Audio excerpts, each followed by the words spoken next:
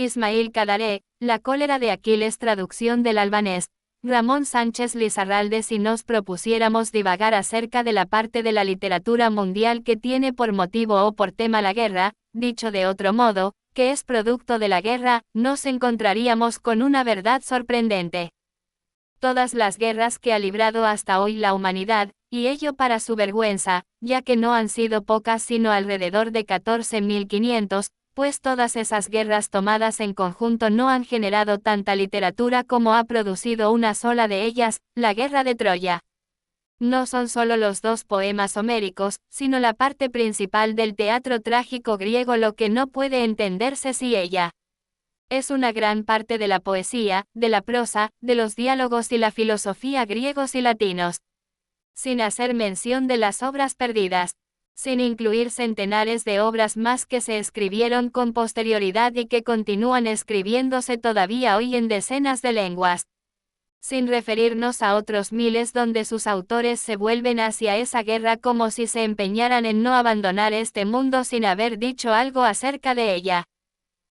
Por sus dimensiones, por los ejércitos que se enfrentaron en ella, por las armas, los ataques y los contraataques, por los horrores, los cadáveres y las matanzas, la guerra de Troya, comparada con las atrocidades militares que ha experimentado más tarde la humanidad, no es más que un juego de niños. Sin embargo, es ella y solo ella la que domina en solitario y sin rival alguno en la literatura mundial. Y por lo que parece dicho dominio será perpetuo. ¿Existe algún secreto que explique este desafío, este reinado o esta soledad? Llámenlo como quieran. Naturalmente que existe, incluso no solamente uno sino varios secretos. Hemos leído muchísimos libros sobre Homero y los poemas homéricos, pero debemos admitir que aún no hemos logrado descifrar el enigma de ese soberano desprovisto de ojos. Le hemos dado vueltas durante años, muchas veces nos ha parecido que encontrábamos la hendedura que nos permitía penetrar en su bruma. Hemos abierto y vuelto a abrir los diccionarios para iluminar la significación olvidada de alguna palabra. Hemos abandonado los diccionarios y hemos empuñado los picos para excavar el territorio donde tuvieron lugar los sucesos de Troya. Hemos corrido como posesos tras cada vaso o tras cada lanza rota con los que los personajes hubieran podido beber o darse golpes de muerte. Hemos hecho infinidad de esfuerzos semejantes hasta llegar a comprender que, justo en el momento en que creíamos acercarnos a la solución, precisamente entonces nos alejábamos más que nunca de ella. ¿En qué consiste entonces ese misterio? Antes de continuar con la palabra, misterio, debo recordar una vez más que no se trata del sentido del texto homérico, sino ante todo de explicar lo que mencionaba al comienzo, porque entre la interminable multitud de guerras de los hombres, esta, como ninguna otra, ha atrapado como en un cepo la imaginación de la humanidad. Junto con ella ha atrapado también su inquietud, su necesidad de emociones, de arte.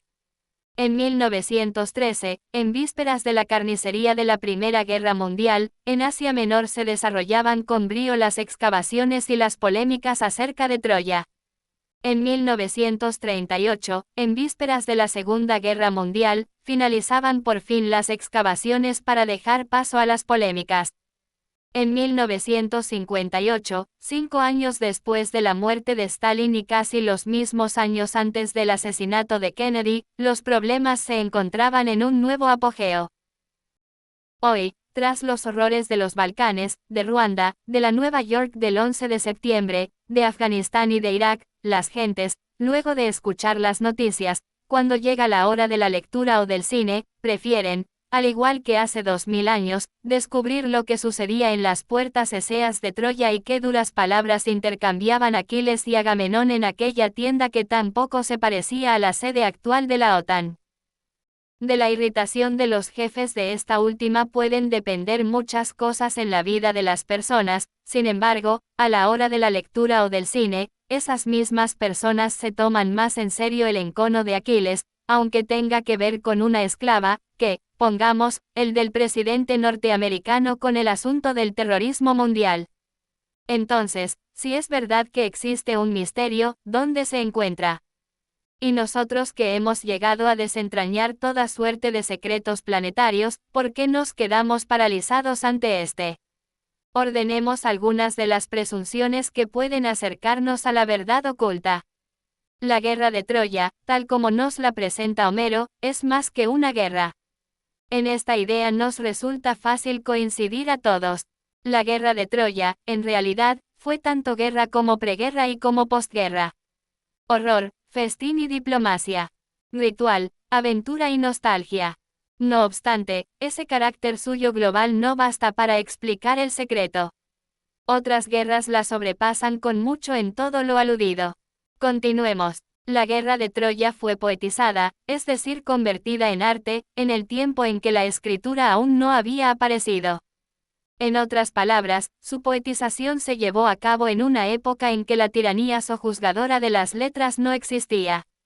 No obstante, dicha oralidad difícilmente puede constituir una ventaja. Otras obras orales se han recordado a través de los siglos sin beneficiarse en modo alguno de ella. Con la ausencia de la escritura se vincula en cierto modo otra ausencia, la del testimonio.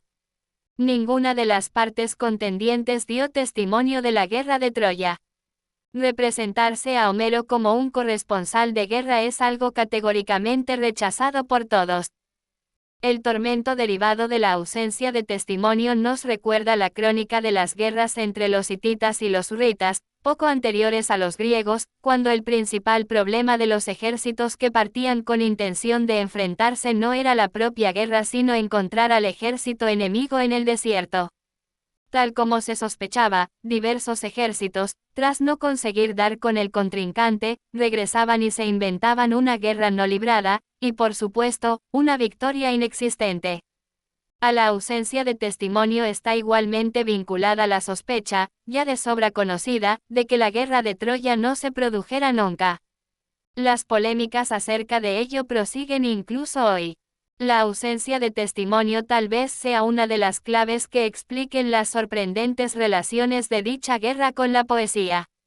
Es, según parece, una de las ventajas por las que la poesía, y tras ella toda la civilización griega, escogió esta guerra. La ausencia de testimonio es, por tanto, una condición que permite el ensanchamiento de nuestra mente, de nuestra visión, de la carrera hacia límites que se antojan inalcanzables. Dicho en pocas palabras, la ausencia de testimonio, al liberarnos de numerosos pactos antiguos, nos infunde arrojo y nos torna capaces de formular ciertas preguntas que de ningún modo hubiéramos hecho en otras condiciones. He aquí algunas de las preguntas. Si es que no quedó testimonio de la guerra de Troya, tal como reclaman nuestros cánones, ¿qué fue entonces esa guerra? Una confrontación invisible, secreta, de las que tienen lugar en la conciencia. Otra cosa, pongamos una reforma, una superación, una despedida de algo, enmascarada, revestida de la apariencia de la guerra. Un invento, una falsa alarma. Finalmente, un sueño, una pesadilla, una pesadumbre oculta de Grecia. Incapaces de dar respuesta a tales interrogantes, nosotros hemos preferido, como solemos hacer, una disyuntiva convencional y medrosa, la de si existió o no existió la guerra de Troya. En una disyuntiva, por lo general, una parte tiene razón y la otra no. Acerca de la disyuntiva mencionada he utilizado el calificativo de medrosa porque pienso que las dos partes están igualmente equivocadas. Quienes niegan Troya dan a entender que, junto con su negación, queda resuelto un problema. En cuanto a cuál es ese problema que se resuelve, estoy seguro de que no están en condiciones de decirlo. La otra parte, la contraria, la que defiende la existencia de Troya, por supuesto proclama triunfalmente que el problema queda solucionado. En cuanto a cuál es el problema que se soluciona, estoy seguro de que tampoco ellos lo saben. Las dos partes olvidan que la zozobra homérica por esa guerra, dicho de otro modo, la guerra misma, no tiene necesidad de ellos. En sus esfuerzos, ambas partes, aunque recurren sin descanso a Homero, están en realidad en contra de él. Porque ambas partes operan una transferencia imperdonable, la conversión del relato de Troya del mundo de la literatura al mundo del testimonio. En otras palabras, las dos partes olvidan que dicho acontecimiento, dicha guerra, dicha zozobra, se convirtió en alimento espiritual de toda la civilización griega, no por ninguna razón militar, histórica ni política, sino por la sola razón de que fue cantada homéricamente por un poeta o por un grupo de poetas. Con los poemas homéricos son innecesarias tanto la frialdad escéptica de los negadores de Troya como el regocijo ingenuo de sus defensores. Detengámonos en estos segundos, los positivos, los magnánimos, los que pretenden consolarnos con su benevolencia sin comprender que nos ofenden. Ellos esperan nuestro agradecimiento y naturalmente se sorprenden ante nuestra ingratitud. Desconocen que con su esfuerzo no consiguen otra cosa que corroborar la existencia de una ciudad muerta. Entretanto esa ciudad, merced a la poesía, permanece viva entre las vivas, al lado de Nueva York, París, Tokio, Jerusalén o Roma. Hace más de un siglo que ese ejército de investigadores de buen corazón, creyendo que nos hacen un regalo, están cometiendo un sacrilegio. Dicho sacrilegio puede denominarse así: secuestro, usurpación de Homero. Prácticamente el 90% de los libros escritos en el último siglo sobre los poemas homéricos no tienen nada que ver con la creación poética. Antes y después de Schliemann, de Dörfeld, otros investigadores como von Hahn, Mayer, Blegen, Schutzhard y demás, se han situado al frente de una partida interminable que ha llevado a cabo una verdadera invasión, en otras palabras una violación de la poesía antigua. Por si no bastaran los historiadores y los arqueólogos, todo un batallón sin fin viene tras ellos: filólogos, geólogos, etnólogos, meteorólogos, sismólogos, grafólogos, numismáticos, asirio-babilonólogos, brujólogos, megalopólogos, antropólogos, folcloristas, ceramistas, urbanistas, moralistas, hititistas, geógrafos, iconógrafos, cartógrafos, topógrafos, etcétera, etcétera. Todo este batallón, enarbolando restos de piedras, arcillas y armas oxidadas, han cortado, han borrado el camino que conduce hacia Homero. La versión homérica del drama de Troya, antes que la descripción de una guerra y de una posguerra, es otra cosa. Es la turbación que provoca la matanza, lo que en algunas lenguas se llama presa de la sangre. Es la historia de un arrepentimiento, el más grande arrepentimiento que ha conocido hasta hoy nuestro planeta. Es el cepo primero, y por desgracia el último hasta el presente, en que quedó atrapada la conciencia griega y junto con ella la de toda nuestra civilización. Todas las guerras que en conjunto ha librado la raza humana no han dado lugar ni a la mitad de ese arrepentimiento. Desde este punto de vista, la guerra de Troya, su versión homérica, es no solamente una guerra distinta, sino que es una guerra irrepetible hasta el momento, una guerra que tiene vínculos con el futuro. Dicho en pocas palabras, es la guerra más nueva de la humanidad. Para referir con un ejemplo sencillo esta superioridad suya, basta con que recordemos que, solo algunos años después del Holocausto, el arrepentimiento era tan insuficiente que el odio que lo engendró experimentó un renacimiento y aún está presente en nuestro tiempo. No tengo ninguna inclinación a idealizar la antigüedad griega, y mucho menos a situarla en relaciones favorables de comparación con nuestra época. Ninguno de nosotros puede ser tan ingenuo como para, tras la cara deslumbrante de los inicios de nuestra civilización, no distinguir sus máculas, y en primer lugar la mácula colosal, la aceptación unánime de la esclavitud. Debe decirse por otra parte que hace tiempo que se observa cierta simetría sorprendente entre dos épocas distantes, la antigua y la moderna. En ocasiones, parece que debido a un equilibrio misterioso, un equilibrio que solo una visión de la historia desde lo alto puede discernir, se establece cierto paralelismo, siquiera sea vago, entre las dos épocas. Observando las bondades y los males de ambas, se nos torna en extremo arduo establecer cuál de las dos sale victoriosa en esa competición. Nosotros nos sentimos orgullosos hoy de los derechos humanos, ahí donde la antigüedad aparece impregnada de fango, pero la balanza comienza a estremecerse de manera inmediata cuando se trata del arrepentimiento posterior al crimen. Ahí los manchados somos nosotros, y los triunfadores, ellos. triunfadores gracias a los poemas homéricos, como hemos visto más arriba. Homero, nuestro padre, lo sabe todo. Una sola cosa no conoce, el odio. El odio es hoy la más grande inmundicia de nuestro planeta. Es, por desgracia, criatura del hombre, y no puede combatirse más que por medios humanos. En la lucha contra el odio, máquinas como los poemas homéricos son insustituibles. De ahí que la deformación, la destrucción de estas máquinas, resultaría fatal para la humanidad. En el caso de la guerra de Troya, ganaríamos la topografía de la ciudad masacrada, pero perderíamos su espíritu. Expresado de otro modo, entregaríamos ese espíritu a cambio de una momia. El genio humano del tiempo, Dante Alighieri, como si presintiera el peligro del ataque de los arqueólogos y los geógrafos, proporcionó un territorio a su poema, la Divina Comedia, inalcanzable para ellos, el infierno, el purgatorio y el cielo. No soy en absoluto partidario de la indagación aséptica de la poesía, del temor antojadizo a los hechos, a las circunstancias, incluso a las curiosidades. Como todo lector normal, cuando leo la Ilíada, siento deseos de tener acceso a toda suerte de comentarios históricos que expliquen, completen, incluso contradigan la visión poética.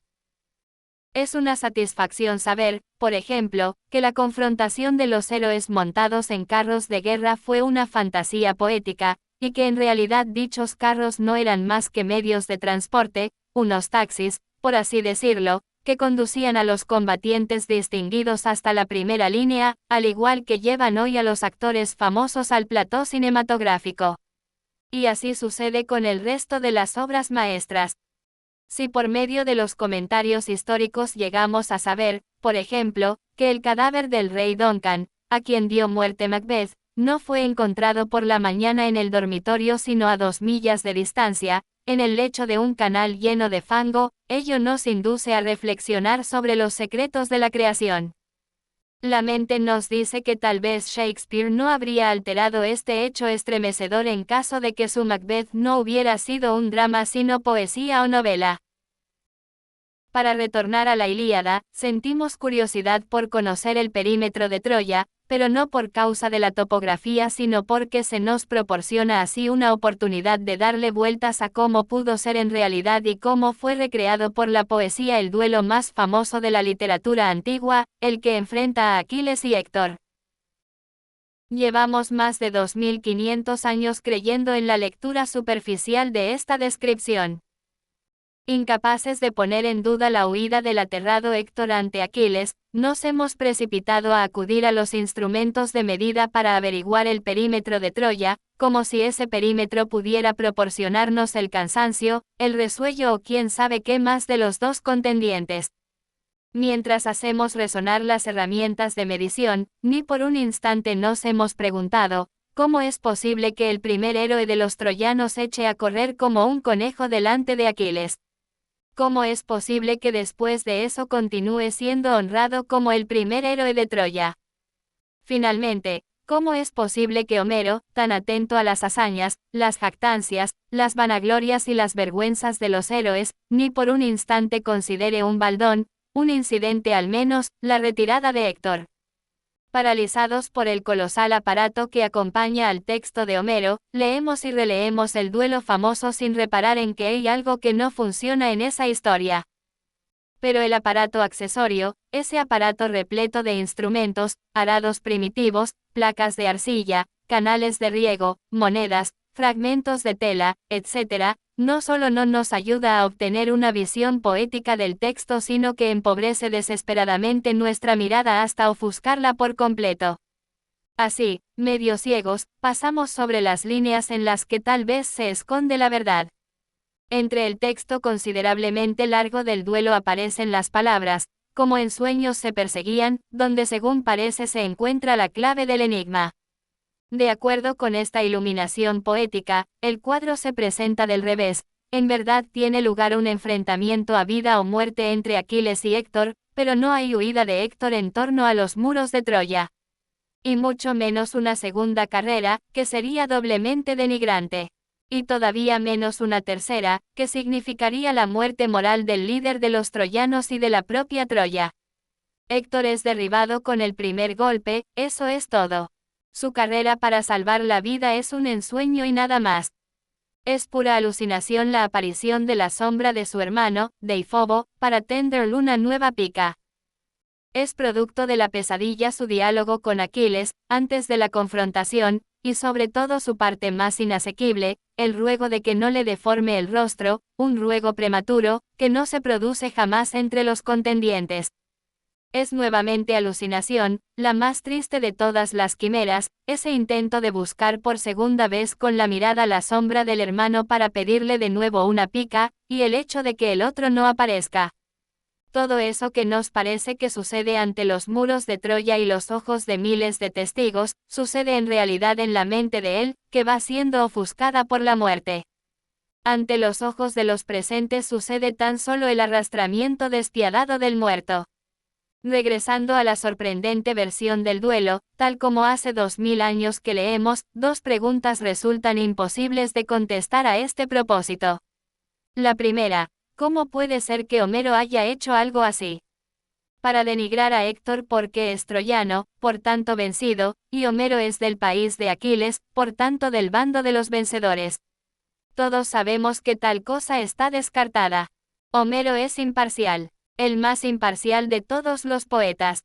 Su imparcialidad no puede ser aparente ya que no se pone de manifiesto en una obra donde se describa un conflicto de manera indirecta.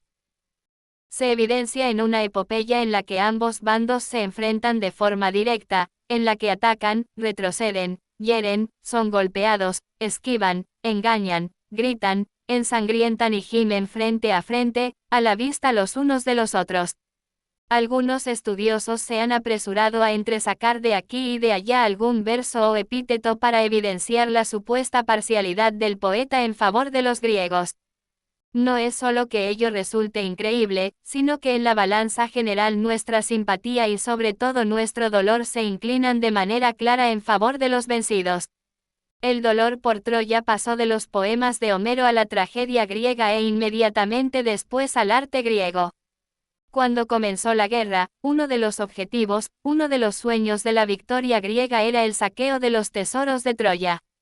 Estos fueron en efecto saqueados, y así, medio chorreando sangre, fueron cargados en los navíos para enriquecer a Grecia. Grecia se enriqueció en verdad, pero no con los tesoros pillados. Tal como se dijo al principio de este ensayo, se enriqueció con el arrepentimiento por Troya. Regresemos al duelo Aquiles-Héctor. El interrogante que le sucedió de pronto a Homero, continúa produciendo inquietud. Un olvido en el texto. Una pérdida posterior durante la transmisión oral de un rapsoda a otro. Un traslado de las palabras, como en sueños se perseguían, del comienzo del episodio, donde debería encontrarse su lugar natural, hacia la mitad de él. Tras la pregunta que le sucedió a Homero, aparece la siguiente, todavía más inquietante: ¿qué nos ha sucedido a nosotros? ¿Cómo hemos podido aceptar durante tan largo tiempo este duelo desconcertante? Resulta difícil dar una respuesta.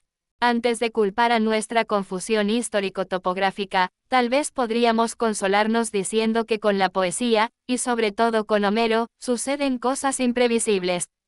Una nueva lectura, más exactamente un retorno al arte, quizás nos ayudaría a abrirnos paso entre la niebla. Aparecen ante nosotros dos poemas homéricos. No sé si a alguien se le habrá ocurrido pensar en un tercer poema. Un poema en modo alguno perdido, sino ausente.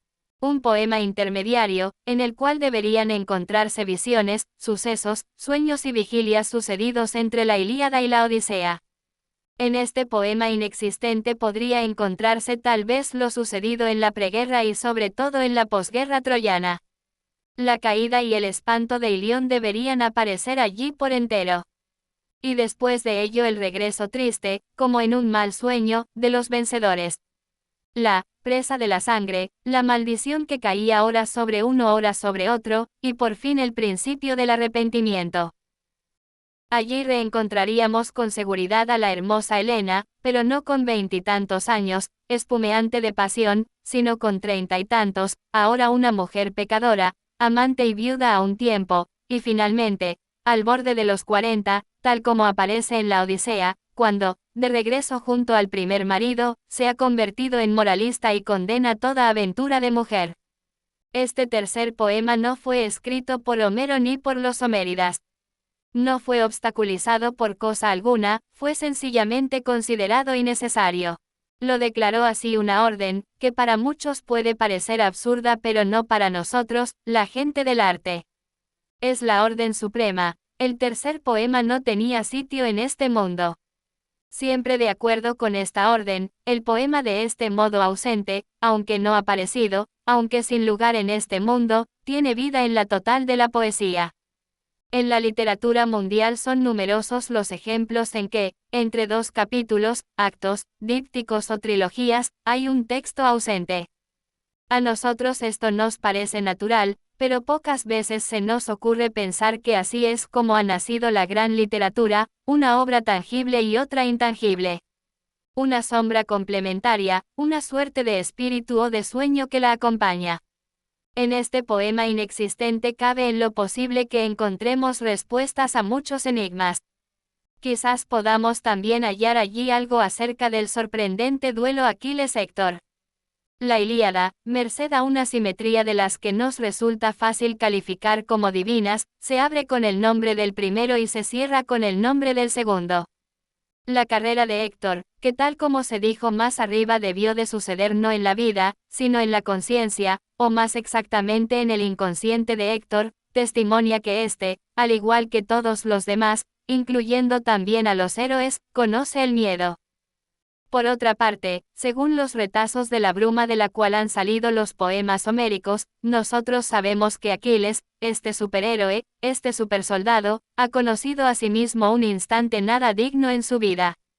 Cuando se emite el llamamiento contra Troya y se abren los centros de reclutamiento, Aquiles, vestido de mujer, se ocultó entre las jóvenes sirvientes para eludir la misión. Muchas cosas encontraríamos en el tercer poema, podríamos llamarlo la ausenciada. Y entre otras encontraríamos tal vez la completa explicación de por qué los dos gloriosos combatientes, Aquiles y Héctor, son a un tiempo combatientes y desertores de guerra, héroes y antihéroes. Para concluir estas notas, permítanme regresar al primer verso, o mejor dicho, a la primera palabra del doble poema homérico. Se trata de la palabra, meni, que en griego antiguo significa, manía. La manía canta, o musa. Debemos tomar por una señal de advertencia, por un mal augurio, el hecho de que la primera palabra con la que da comienzo la literatura europea sea precisamente esta. Hace un siglo, un ensayista albanés de nombre Feik Konica escribió un ensayo provocador y desafiante en el que de manera categórica proclamaba que desde hace más de 2000 años el primer verso de la Ilíada, canta o musa la cólera de Aquiles Peleida, se ha traducido y continúa traduciéndose de forma radicalmente incorrecta en casi todas las lenguas del mundo. Según él, a excepción del nombre de Aquiles, nada es exacto en este verso. Siempre de acuerdo con él, el principal error se comete con el término meni. Explica que esta palabra, que por lo común se traduce por cólera, en griego antiguo tiene un significado más hondo y complejo. La palabra meni designa un malestar hondo, prolongado, enfermizo, un estado de depresión, como se diría en el tiempo de Konica y todavía más en el nuestro. Para captar mejor esto, Konica nos recuerda el paso de ese término al latín y tras los latines a todas las lenguas europeas, en la forma tan extendida de manía, palabra que se encuentra en la raíz de decenas de otras, una parte de las cuales designan graves estados psíquicos. Así pues, no de cólera, que por lo general es pasajera, sino de meni, que no puede ser sino prolongada y abrumadora, en otras palabras en un grave estado de depresión, padece Aquiles al inicio de la Ilíada. Es este grave estado el que ha conducido al héroe a la decisión de abandonar el campo de batalla. Podemos decir que, en cierta manera, desde la primera palabra de la Ilíada se proporciona una parte del código descifrador de esta epopeya. Comienza con una manía, meni, de igual modo que la propia guerra de Troya se ha iniciado en un mar de indecisiones, para acabar en un arrepentimiento. Una guerra diferente, una guerra de nuevo tipo, que se niega, que se sobrepasa, que se da muerte a sí misma. Una victoria que no es victoria, un triunfo seguido de una maldición. Dicho en breve, una guerra y al mismo tiempo una antiguerra. Por continuar con la idea de Cónica, es posible que la traducción errónea del comienzo de la Ilíada, más que una casualidad, sea un reflejo de nuestro pensamiento limitado, conformista acerca de las guerras. La sustitución de la palabra, manía, por, cólera, se adapta como anillo al dedo a nuestros clichés sobre el odio, la propaganda belicista, la brutalidad, la victoria, la aclamación de los vencedores, etcétera, etcétera. Queramos o no queramos, nuestra humanidad, todos nosotros formamos parte del sistema de la guerra. Esta es la mayor maldición, la vergüenza absoluta de nuestro planeta. Hace siglos que hemos caído en ese foso, en ese mal sueño, no somos capaces de salir de él. Esta es al parecer la razón de que el código de la guerra de Troya, versión de Homero, su hondo mensaje, aún continúe siendo ajeno y distante para nosotros como un fantasma cuyas señales, por mucho que nos esforzamos, no somos capaces de entender. Ismail Kadare Tirane, 2004.